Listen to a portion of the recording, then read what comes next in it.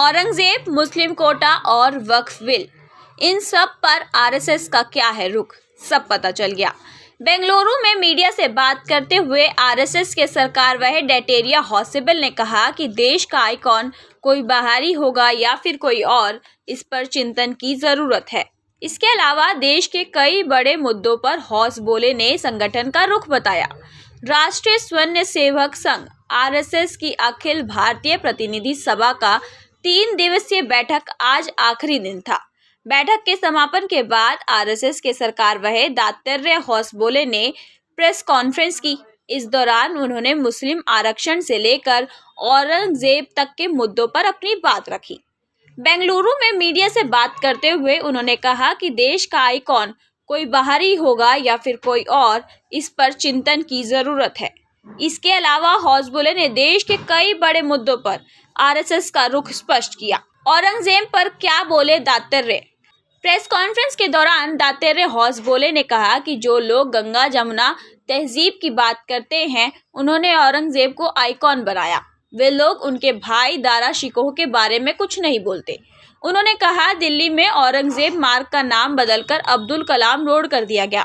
उसके पीछे कुछ कारण थे। बाहर से आने वाले किसी व्यक्ति को आदर्श बनाना है या यहाँ के लोगों को सम्मान करना है, ये मसला है ही नहीं। कर्नाटक में सरकारी कॉन्ट्रैक्ट में मुसलमानों को 4% आरक्षण देने के फैसले पर बात चल रही है। बहस पर भी दातात्रेय ने बयान दिया।